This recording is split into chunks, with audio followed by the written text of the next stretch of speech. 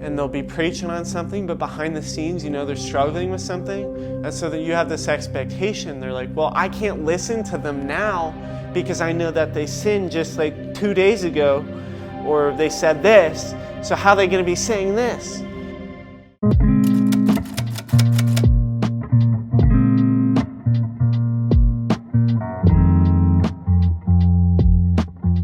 So if you're struggling with offense, with unforgiveness as a believer, a great book to read is The Bait of Satan by John Bevere.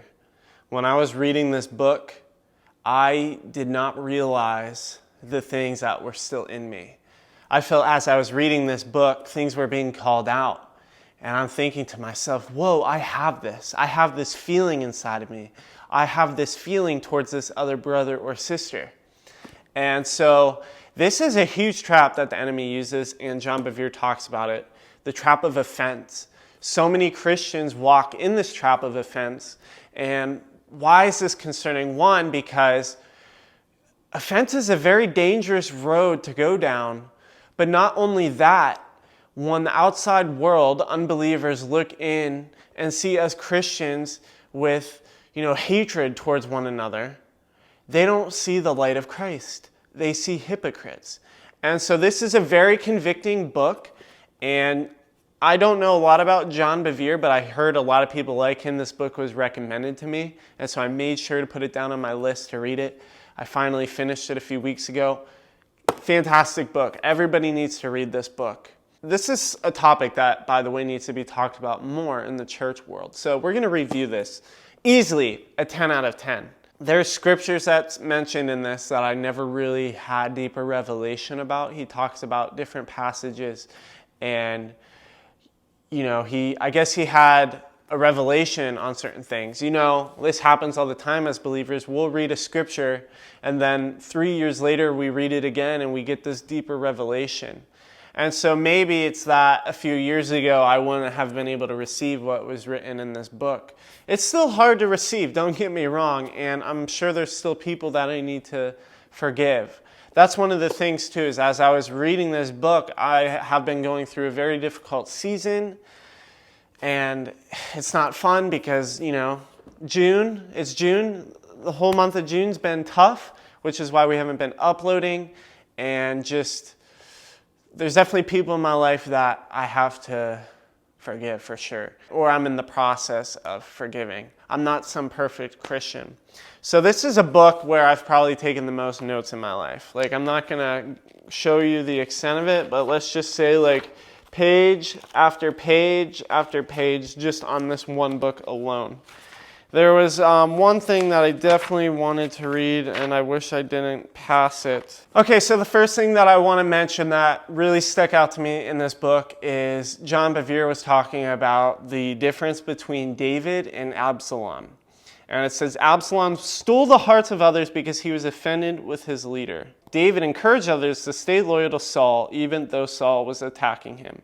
Absalom took men with him. David left alone. So it's showing the contrast between the character of David and the character of Absalom. And Absalom, he was referencing, nowadays people who leave the church, they try to get others to join them and leave with him. As where when David left in Scripture, he still wanted people to respect King Saul. He didn't get offended at Saul. He didn't try to kill him, but it was Saul that tried to kill David. And with Absalom, people look to him.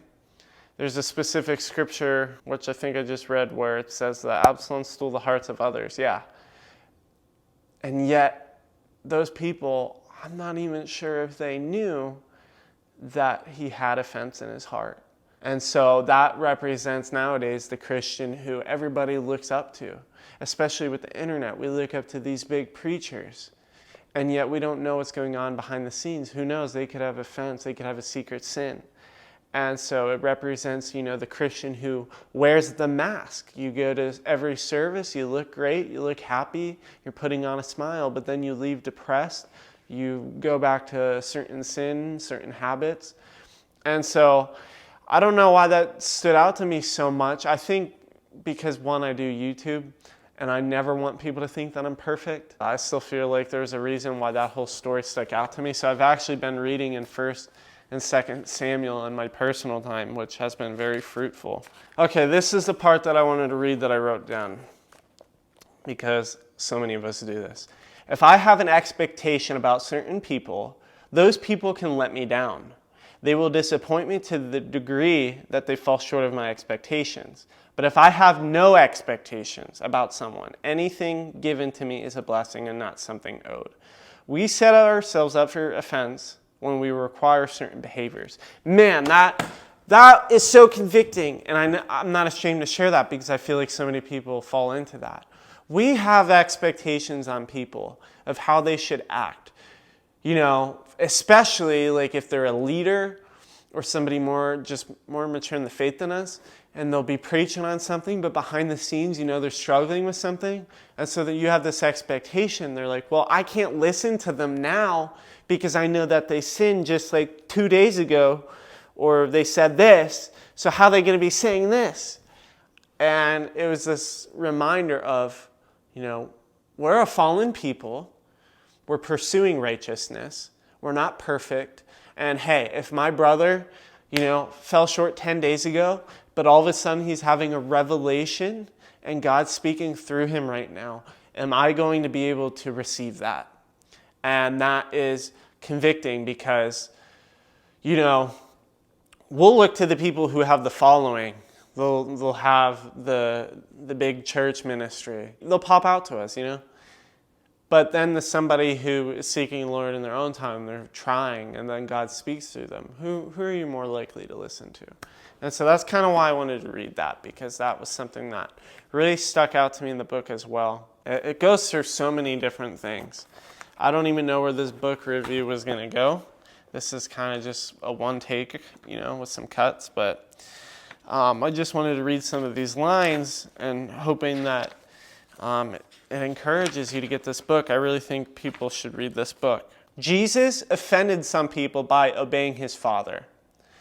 The only time, I'm not saying offense is good, but if you're going to offend people, it better only be because you're in the Lord's will.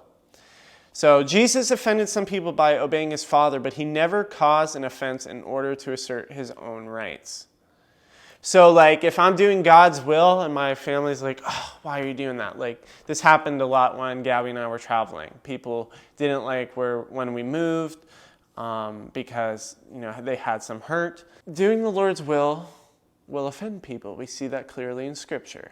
That's why he ended up on the cross.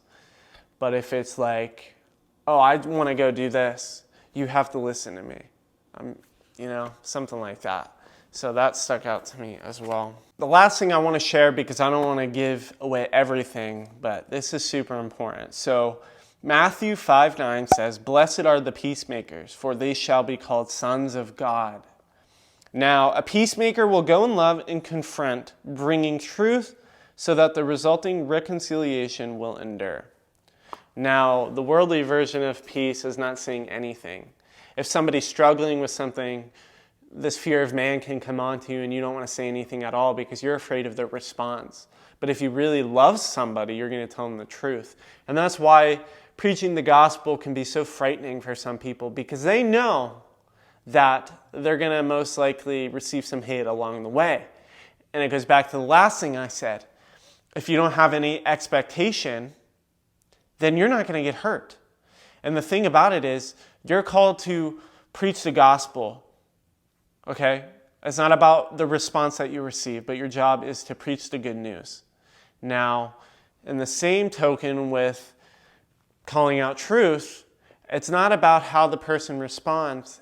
It's the fact that you're making them aware and you're bringing truth to their eyes. We're in the wrong when we don't say anything at all. So a peacekeeper avoids confrontation at all costs to maintain peace, even at the risk of compromising truth. But the peace he maintains is not true peace. It is a touchy, superficial peace that will not last. Are you a peacemaker or are you a peacekeeper? Be a peacemaker. I think that's all I want to share for this book. It's a fantastic book. You should read it. And I want to hear your thoughts, actually, if you do read it. Or if you have read it, comment down below what this book has done for you. And this book, what's cool is at each chapter, it has like a little testimony of people who read the book and how this book changed their life. So I'm going to include mine in this video. The number one thing that this book did for me is it made me recognize certain things that I wasn't even aware of. So the scripture where it talks about like, Lord, search my heart. I didn't even really have to do the searching after reading this book because I read certain things and it brought memories to my mind or people, and I'm like, oh, okay, this is what I got going on. So now I got to pray about this. And I'm definitely still in a season where I'm walking through a tough time this month. And yeah, so anyways, thank you for watching. Leave a like, subscribe, comment down below, and we'll see you in the next one.